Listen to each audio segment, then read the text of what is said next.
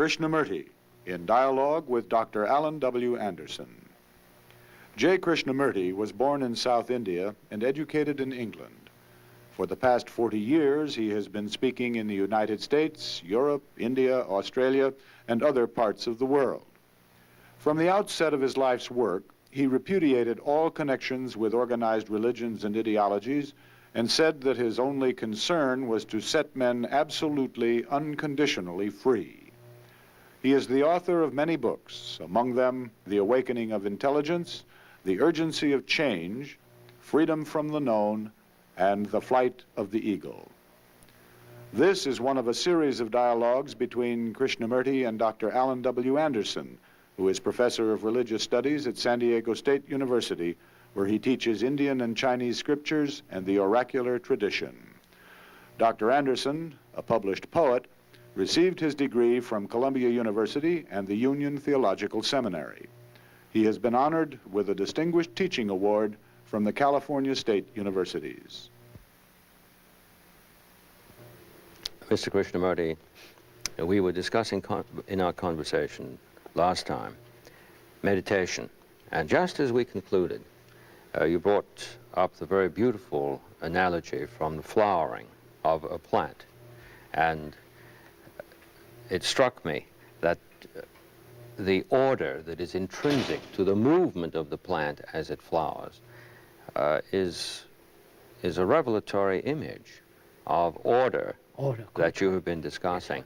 And we were talking also about the relation of meditation to understanding on the one hand and knowledge on the other, a distinction that's very, very rarely made. Yes. Though in ordinary language we make the distinction, perhaps unwittingly. It's there. It's there. We have the two words. Right. But then to go into what the distinction is was something you were beginning to do, and perhaps we could... We can go on. Yes. So we were talking, if I remember rightly, about control. Yes. And we said the controller is the controlled. Mm-hmm. And we went into that sufficiently. And when there is control, there is direction.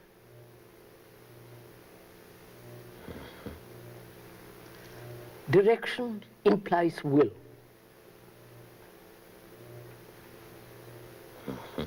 Control implies will, and in the desire to control, there is established a goal and a direction.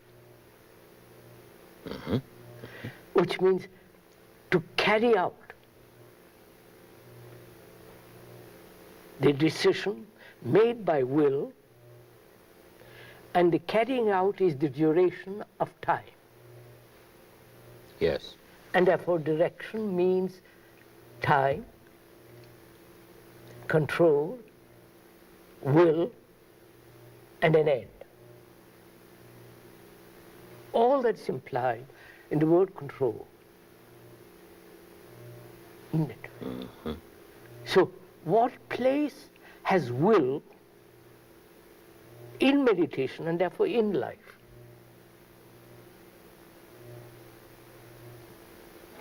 Yes, yes, yes. Or it has no place at all. That means there is no place for decision at all. Only seeing, doing. And that doesn't demand will, nor direction. Mm-hmm. When you follow, you Yes, see, I do. Yes, I do. the beauty of this, how it works out. When the mind sees the futility of control, because it has understood the controller is the controlled, one fragment trying to dominate other fragments, and that the dominant fragment is a part of other fragments, Mm-hmm. and therefore it is like going around in circles, never vicious circle, never getting out of it. So can there be a living without control? Just listen to this. without will, and without direction. There must be direction in the field of knowledge. Agreed. Otherwise, I couldn't get home, the place I live. I would lose the capacity to drive a car, ride a cycle, speak a language, do all the technological things necessary in life. Their direction, calculation, decision, in that field is necessary. Mm-hmm. Choice is necessary between this and that. Here, where there is choice, there is confusion. Because there is no perception. Where there is perception, there is no choice. Choice exists because the mind is confused between this and that. Mm-hmm. So, can a life be led without control, without will, without direction? That means time.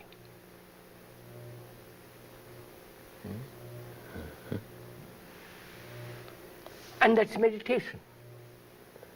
Not just a question, an interesting, perhaps, a stimulating question, but when a question, however stimulating, has no meaning by itself. It has a meaning in living. I was thinking about ordinary language usage again, as you were speaking. It's interesting, isn't it, that when we regard that somebody has performed an action that we call willful, Of course. that this is an action that has been undertaken without understanding. Of course. So in the very distinction between will as a word and willful as an adjective, we have a hint of this distinction. Yes. But I'd like to ask you, if I could, about the relationship of will for the moment. Even though we're talking about meditation, we did regard that knowledge in its own right does have a proper career. Of course. And we say that decision is referred to that, choice is referred to that, and therefore will is operative there. And a direction, everything. And a direction, and so on. So we are making a distinction here between will and its role in relation to the whole field of what we call loosely know-how. Know-how, knowledge. Yes. And the confusion that occurs when that activity, so necessary in its own right, is brought over That's right. into this. That's right. And then we can't do either of them, really. Then that's just what Can takes we? place. Therefore, we become inefficient, Yes. personal.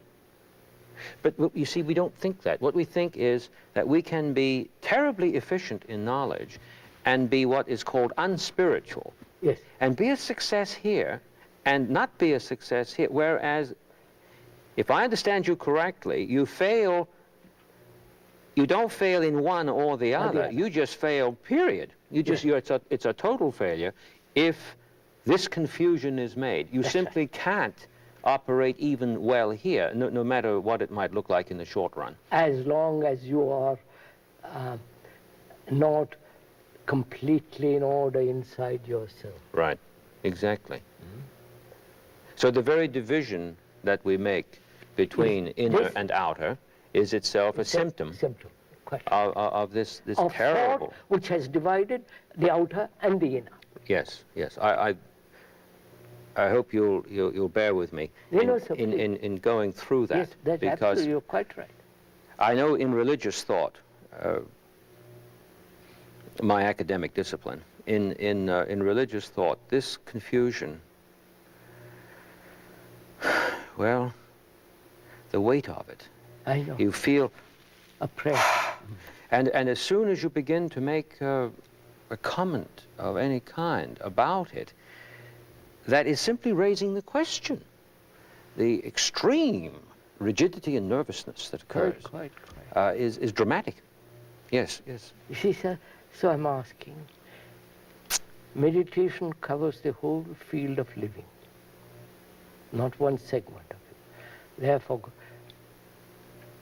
living a life without control,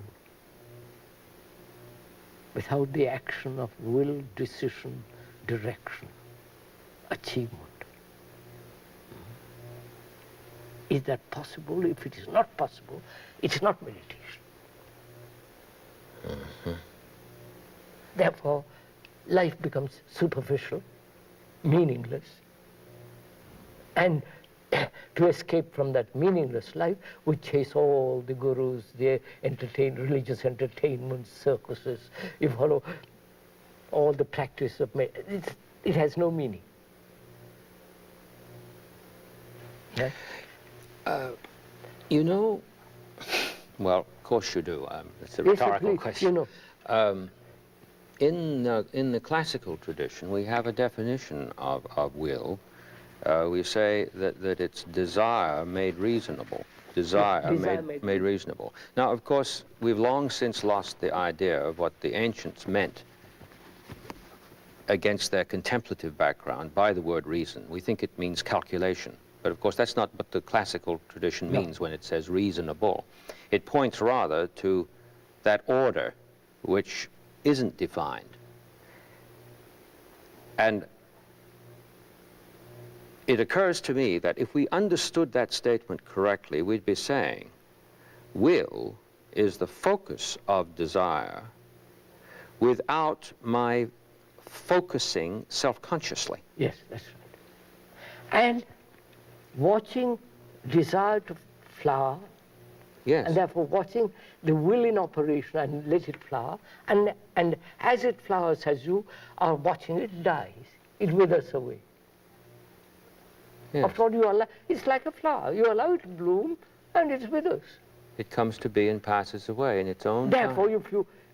if you are choicelessly aware of this movement of desire, control, will, focusing that will in action, and so on, so on, so on. Watch it. And as you watch it, you see how it loses its vitality. So there is no control. So from that arises the next question, which is, direction means space. Right? Yes, of course. It's very interesting. It is. What is space? Space which thought has created is one thing. Space that exists in heaven, in our, in the universe, space. There must be space for a mountain to exist. There must be space for a tree to grow. There must be space for a flower to bloom. So, what is space, and have we space? Or are we all so limited physically to living in a little apartment, little houses, no space at all outwardly, and therefore, having no space, we become more and more violent? Yes. I don't know if you have watched of an evening when all the swallows are lined up on a bar. Oh, yes. And how exact spaces they have in between. You follow, sir? Have you? It's Yes, marvelous. It's marvelous, yes. To see this space. And space is necessary. And we have no space physically. More and more population and all the rest of it. And therefore more and more violence. More and more living together in a small flat. 1,000 people, crowded. Breathing the same air, thinking the same thing, seeing the same television, reading the same book, going to the same church, believing the same thing. You follow? The same sorrow, the same anxiety, the same fears. My country, all that. So, mind, and so the brain has very little space.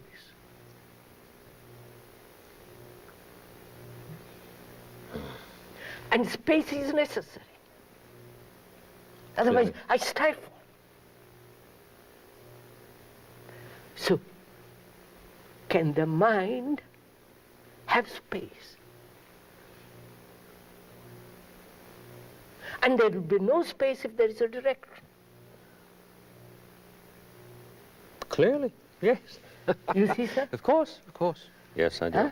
Yes. There is no space if direction means time.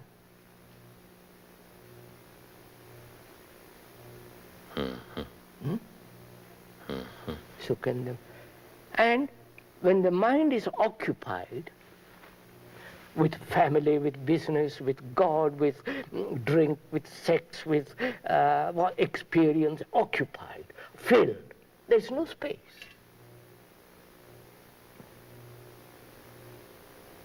That's right. Exactly. So, when knowledge occupies the whole field of thought, of the mind as thought, there's no space.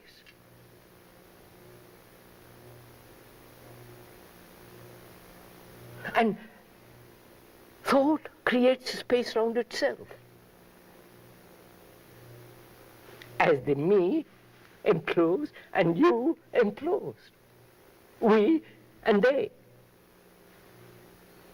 So, the self, the me, which is the very essence of thought, has its own little space. And to move out of that space is terror, is fear, is anxiety. Because I'm only used to that little space.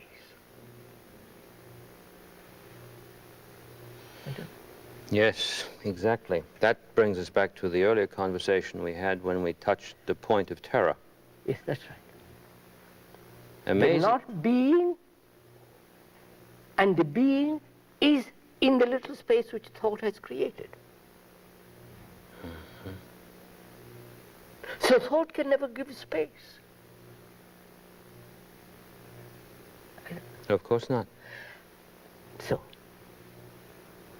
meditation is the freedom, is the freeing of the mind, of its contentless consciousness, which creates its own little space.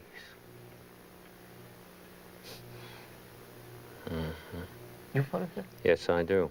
Huh? So, from that says, is that possible? Because I'm occupied with my wife, my children, my responsibilities. I care for the tree, I care for the cat, I care for this and that. And I'm occupied. This throws a marvelous light on that saying of Jesus, which people have pondered and wondered about and thought is very strange. Foxes have holes and the birds of the air have nests, but the Son of Man hath not where to lay his head. That he doesn't, man as such, who grasps himself, understands, is not inventing a space for himself. It fits perfectly. It fits perfectly. It's marvelous. I don't know what... Yes. No, I understand, but I was thinking in the context of the whole discourse. It just flashed over me. And our conversations have been such a revelation to me with respect to the literatures that I've soaked myself in for so many years. And it's a demonstration to me of what you've said, for instance, insofar as I ask these questions of myself personally, precisely as they become answered. Quite so. So all these things out here become answered. And what could be more empirically demonstrable to an individual that I am the world and the world is me than that? That's right. So all I'm doing is just giving a report on the journey without direction. So look, as the world is getting more and more overpopulated, cities are going more and more, spreading, suburbs and so on. Man is getting less and less space Therefore, driving out animals, killing before. Oh, That's dear, what's yes. going on. Killing the American Indians, killing the Indians in Brazil, and so on. They are doing this. Actually, going on. Oh, yes. And having no space out there, outwardly, except on occasions I go often to the country and see my show, my God, I wish I could live here. But I can't because I've got, so. So, can there be space inwardly? When there is space inwardly, there is space outwardly. Exactly. Yeah. But the outward space is not going to give the inner space. The inner space of mind that is free from occupation, though it is occupied at the moment, with what it has to do, it is occupied. But free, the moment it finishes, it's over. I don't carry the office to my home. It's over. So space in the mind means the emptying of consciousness of all its content, and therefore the consciousness which thought as the me has created ends, and therefore there is space. And that space isn't yours or mine, it's space.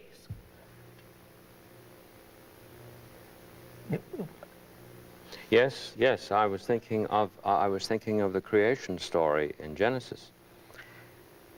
The appearance of space occurs when the waters are separated from the waters, Yes, yes. and we have the vault now, over which the birds fly. And this space is called heaven. Isn't it? And in the context It is heaven. It is heaven. That's right. Yes, yes, of course, of course. But then we read that, you see, and we don't.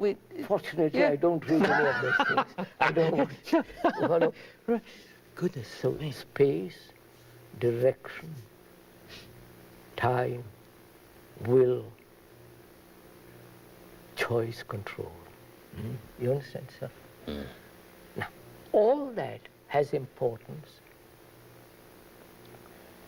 in my living, in the daily living of my life, of every human being. If he doesn't know the meaning of meditation, he merely lives in that field of knowledge. And therefore that becomes a prison. And therefore that being a prison, he says, I must escape through entertainment, through gods, through this and through that, through amusement. You know, that's what is actually taking place. The word vacation Vacation, that's right. says it all, Yes, that's doesn't right. it? Yeah, absolutely. To vacate is to exit into space. Space. Yeah. But then we go from one hole to another. Another hole. Yeah. Now, if that is clearly established, perceived in myself, I see the thing operating in my daily life, then what takes place? Space means silence. If there is silence, if there is no silence, it's direction. It's the operation of will. I must do, I must not do, I must practice this, I must get this. If all. This should be, should not be, what has been, what should not be, I regret. All that operates. Therefore, space means silence inwardly. That's very deep. Very, very deep. It, archetypally, we associate manifestation as over against latency with sound. Yes, sound. And what you said puts the whole thing into an astonishing perspective. Silence isn't the space between two noises. Silence isn't the cessation of noise. Silence isn't something that thought has created. it comes naturally, inevitably, as you open, as you observe, as you examine, as you investigate. So then the question arises, silence, without a movement, movement of direction, movement of thought, movement of time, or silence. Now, that silence, can that operate in my daily life?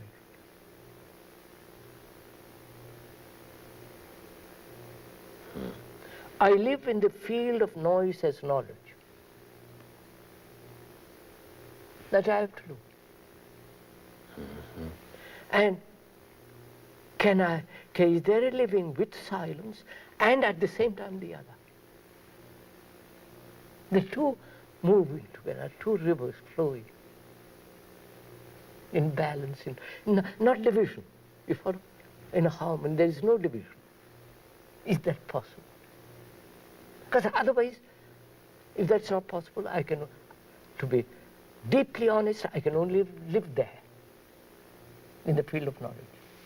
I don't know if you... Oh, yes, yes. So, for me it is possible. Therefore, I'm not saying it out of vanity, or I say this in great humility. I say that is possible. It is so. Then what takes place? Then what is creation? Is creation something to be expressed in paint, in poem, in statue, in writing, in being about a baby? Is that creation? Or does creation need, or must it be expressed? To us it must be expressed, to most people. Otherwise, one feels frustrated, anxious. I am not living. You follow? All that. So what is creation?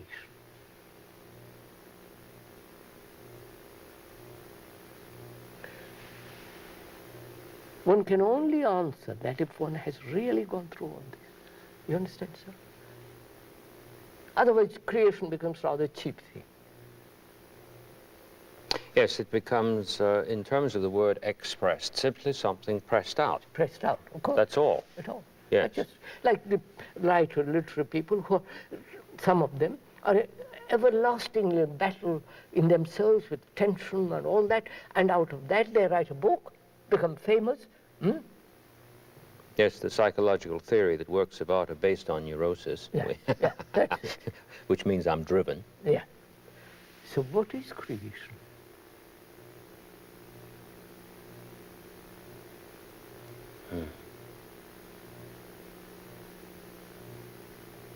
Is it something, a flowering in which the flower does not know that it is flowering? I don't... Exactly, exactly. Have I made it clear? Yes, you've made it very, very clear. All through our conversations, the one word that has, for me, been like the clean blade of a two-edged sword, has been this word act. Yes, sir. But not act over against inaction. No. Not action as over against the philosophical term of its opposite, passion, which is a different use from the one that you were using in our conversations. But sheerly act. Act. Sheerly act. So see what takes place. Huh? Creation in my living. You follow, sir? Not expressing, creating a beautiful chair, this, that may come, that will come. But in living. And from that arises another question, which is really much more important. Thought is measure. And So as long as we cultivate thought and all our actions based on thought as it is now, the search for the immeasurable has no meaning. I can give a meaning to it. Say there is the immeasurable, there is the unnameable, there is the eternal. Don't let's talk about it. It is there. It has no meaning. That's just a supposition, a speculation, or the assertion of few who think they know. One has discarded all that. Therefore now, when the mind is utterly silent, what is the immeasurable? You follow that? What is the everlasting? What is the eternal? Not in terms of God and all these things man has invented. Actually to be that. I don't know. Now, silence in that deep sense of that word opens the door. Because you've got there all your energy. Not a thing is wasted. There is no dissipation of energy at all. Therefore, in that silence there is summation of energy. Precisely. Not stimulated energy, not self-projected energy, and so on. So that's all too childish. Because there is no conflict, no control, no reaching out or not reaching, searching, asking, questioning, demanding, waiting, praying, none of that. Therefore there is tremendous, all that energy which has been wasted is now gathered in that silence. That silence has become sacred. Because obviously, of course it has. it has not the sacred thing which thought has invented. No, not the sacred over against the profane. And all that kind of stuff. No. So, it is only such a sacred mind can see this, the most supreme sacred. The essence of all that is sacred, which is beauty. You follow that? I do. So there it is. God isn't something that man has invented or created it out of his image and longing and failure. But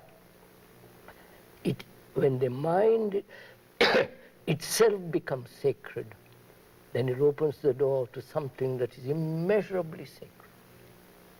That is religion. And that affects the daily living.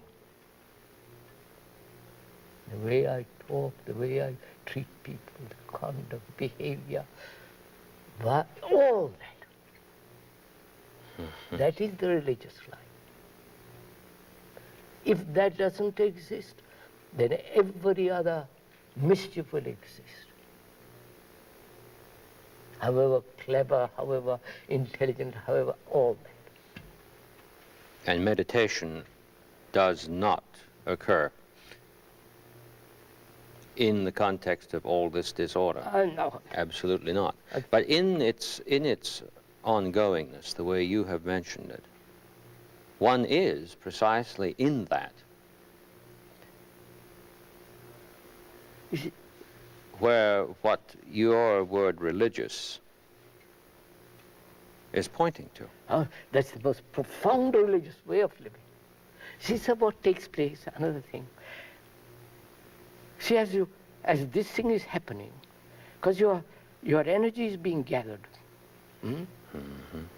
Energy is being gathered, not your. Energy is being gathered. You have other kinds of powers. Extrasensory power. You can do miracles. It has happened all this to me. exercise, and that kind of stuff, a healing, but they become totally irrelevant. Not that you don't love people. On the contrary, religion is the essence of it. But they're all secondary issues. And people get caught in the secondary issues. I mean, look what's happening. A man who really can heal, he becomes... people worship him. Little healing. Reminds me of a story you told me once. I think it was a year ago, when it was about the old man sitting on the banks of the river, and the young man came to him after the older man had sent him away to undertake whatever he needed to learn and all this, and he came back with a marvelous announcement that he could now walk on water. And then you said that the older man looked at him and said, what's all that about? So you can walk on water. And you've taken all these years to learn how to walk on water. Didn't you see the boat over there on the... Yes, that's right. That's right. Of course. Of course. There's... You see, sir, that's very important. When there is this, religion is, as we said, is the gathering of all energy, which is attention. In that attention, many things happen. Some of them have this gift of healing, miracles. I've had it, and I know of which I'm speaking about. And religious man never touches it, you follow? He may say occasionally do this or that, but it isn't, it is a thing to be put away. Like a gift, like a talent, it's to be put away because it's a danger. Exactly. But the more you are talented, the more me. I am important, I have this talent, worship me. With that talent I get money, position, power. So this too is a most dangerous thing. So a mind that's religious is aware of all this. And lives a life in this space, in this marvelous space. Something occurred to me about our discussion earlier concerning energy, and your remark that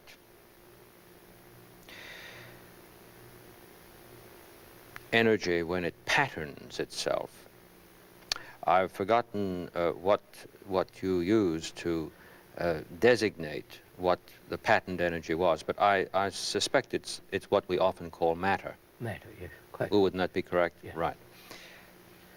In terms of this pointing to act that you have mentioned, it throws a very, very different light on the character of patterned energy and draws our gaze away from the pattern and reminds us that the substance, or rather the substantive element, I don't want to use the word substance there for philosophical reasons, the substantive element that we point to is not the pattern but the energy. Energy, quite. See, sir, that is love, isn't it, sir? Huh? When there is this sense of religious summation of energy, that is love, that's compassion, and care that operates in daily life.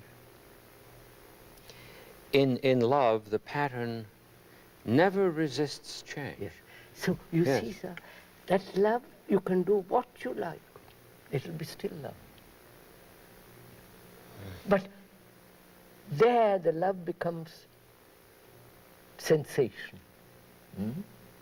You follow? Yes, yes, feel on the whole track of knowledge. Yes. And therefore there is no love there.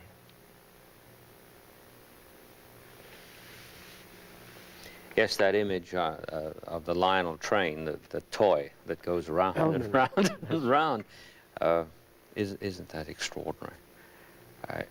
You see, sir, that means, can the mind,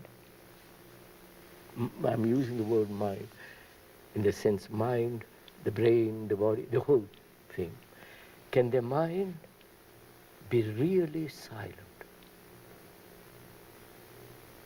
Not induced silence, not silence put together, not silence that thought imagines its silence,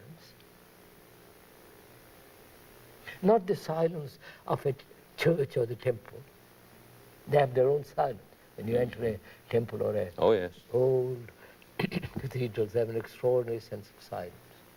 Thousands of people chanted, talked, prayed, all that, but it is above all that. Mm-hmm. It is not that either. So this silence isn't contrived, and therefore it is real. It isn't I have brought about through practice a silence.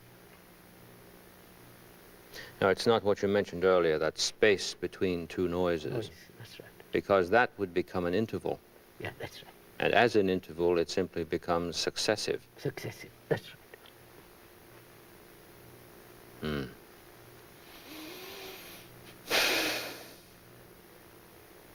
This is extraordinary in terms of the continuing return to question. It seems to me that it's only in the attitude of the question that there's any possibility for even intuiting from afar the possibility of the silence, since already the answer is a noise. So, sir, there's something very interesting. Does this come about through questioning? No, I didn't mean to suggest that questioning generates it. I meant that simply to take a step back from the enthrallment and enchantment with answers is in itself a necessary step. And that in itself has its own terror. Of course. But I'm asking, is silence, is this sense of immeasurable, does that come about by my questioning? No.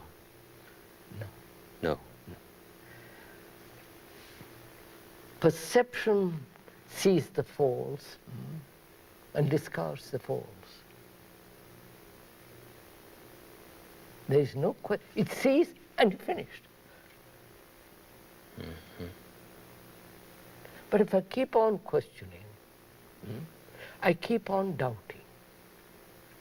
Doubt has its place, but it must be kept on a leash. Mm-hmm. Now, let me ask you a question here, if I may.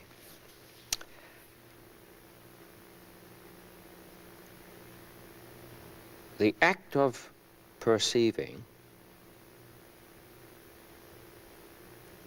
is, as you've said, the doing. There's absolutely no interval between one. Sir, I see danger to the act. And I act, exactly. Now, in this perceiving, the act is totally free. Yes, sir. And then every energy pattern is free to become change. Yes, quite. Yes, exactly. No more hoarding to itself no regret. all that it's worked for all its life. Oh, no. Yeah. And amazingly, though, it seems to me there's, if I've understood you correctly, there's a corollary to this. Not only is the pattern free to be changed, but the energy is free to pattern itself. Or not to pattern. Or not to pattern. Yes. There it is. In the knowledge has to pattern. Of course. But here it can't pattern. Pattern for what? If it patterns, becomes thought again. And therefore thought is divisive, thought is superficial. I don't know if I told you the other day, somebody was telling me, Professor Boehmrel in fact, he was saying that in Eskimo language, thought means the outside. Very interesting. The outside, when you say go outside, the word is thought. So thought has created the outer and the inner. If thought is not, then there is neither the outer nor the inner. That is space.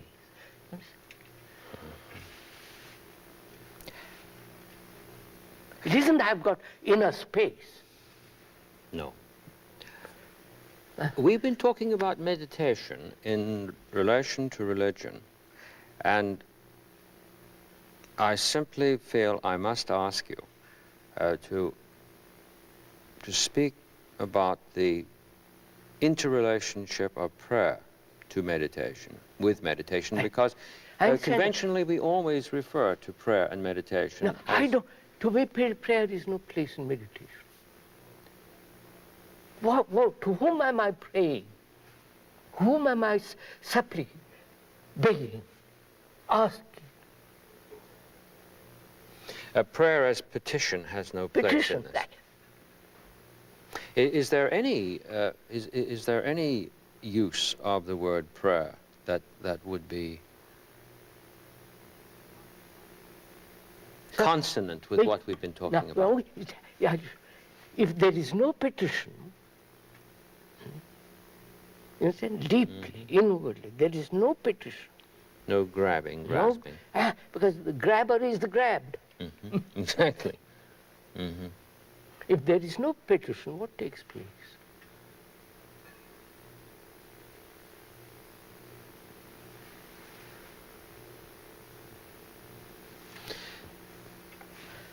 I petition only when I don't understand, when I'm in conflict, when I'm in sorrow, you follow? When I'm saying, oh God, I've lost everything. I'm finished. I can't arrive, I can't achieve. When there's no petition, I can look. Yes, exactly. Exactly.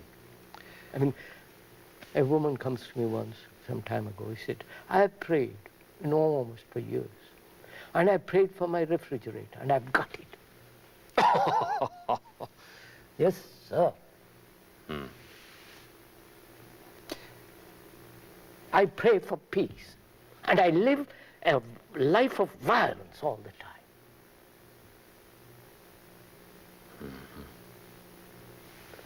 I say, I pray for my country. And I've divided the country, opposed to another country. And I pray for my country. It becomes so child. In conventional prayers, there is usually both petition and praise. Both are there. Praising and receiving. And of course, you must know in Sanskrit, it always begins, some parts of it, praising, and then begging. And yeah. There's a marvelous chant, which is asking protection of the gods. Protection. And he says, may you protect my steps. Yes, yes. Praising God, then saying, please protect my steps. So, if there is no petition, because the petitioner is the petitioned, the beggar is the begged, is the receiver, then what takes place in the mind? No asking. Immense quietude. Immense quietude. The proper sense of whatever the word tranquility points That's to. right. That is real peace. Not the phony peace they're all talking about, politicians and the religious people. That's no asking a thing. There's a very beautiful biblical phrase, the peace that passeth understanding. I've heard that phrase when I was a small boy.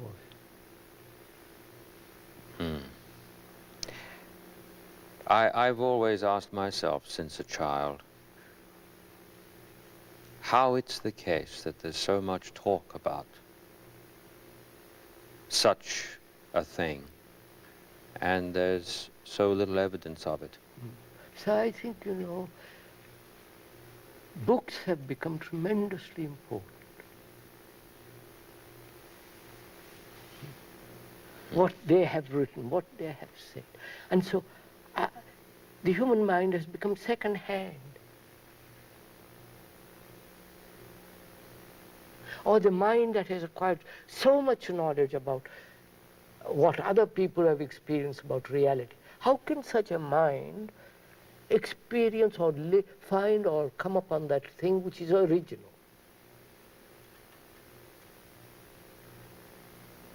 Not that route. No, sir. And can the mind empty itself of its content?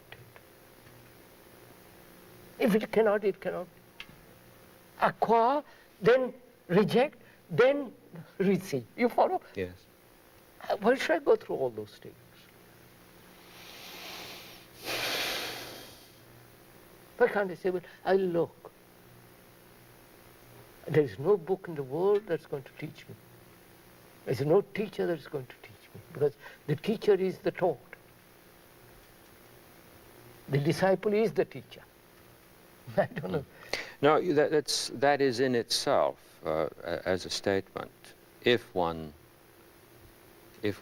will, as we said in an earlier conversation, at the inception of looking, if he will hold that very statement, I am the world and the world is me, is an occasion for healing.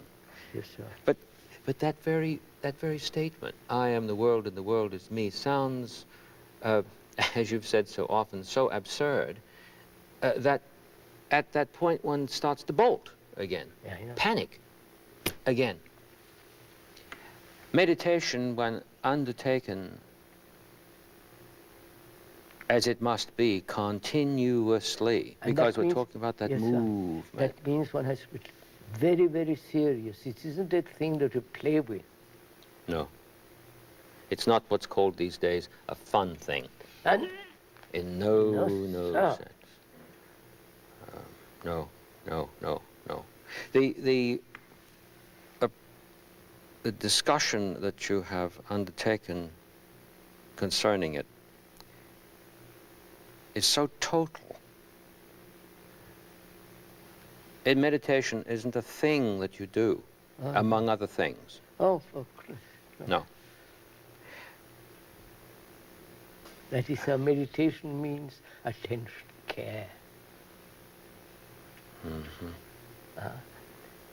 That's part of it. Care for my children, for my neighbor, for my country, for the earth, for the trees, for the animals. Don't kill animals. You follow? Don't kill them to eat. It's so unnecessary. It's part of your, the tradition says, you must eat meat.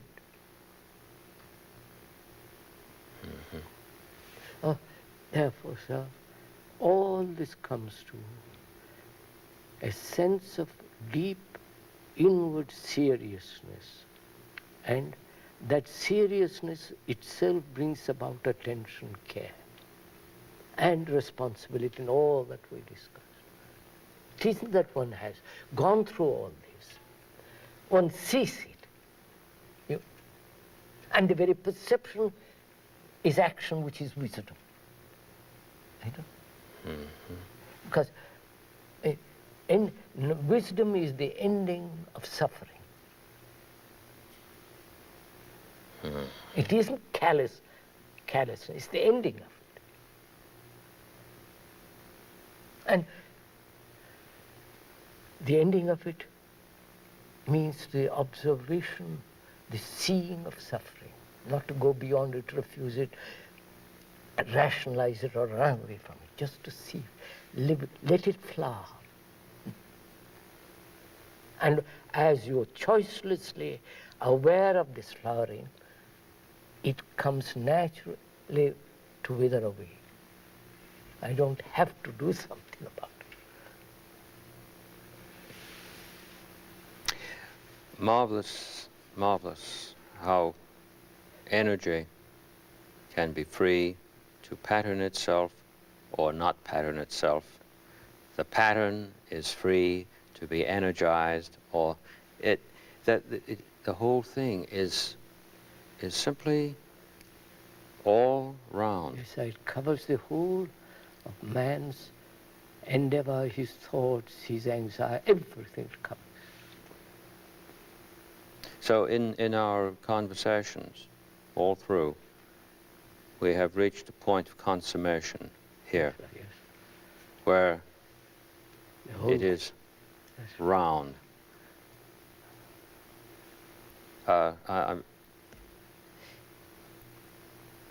I wonder if Shakespeare had some intimation of this when he said ripeness is all. He must have been thinking of that not simply as setting a term And to the also, career sir, of a fruit. time comes to an end. Time stops. In silence, time stops. In silence, time stops. Immensely beautiful. I must express to you my gratitude from the Yes, bottom of my absolutely. heart. I Absolutely. hope you will let me, because throughout the whole career of our discussions, I have been undergoing a transformation. Right. Because you are willing enough to listen, good enough to listen. Most people are not, they won't listen. You took the time, the trouble, the care to listen. I've already seen, in my relation to my classes, in the activity my students and I share, the beginning of a flowering. Flowering, quite right. The beginning of a flowering. Right. Thank you so much again. No, Thank you. Thank you.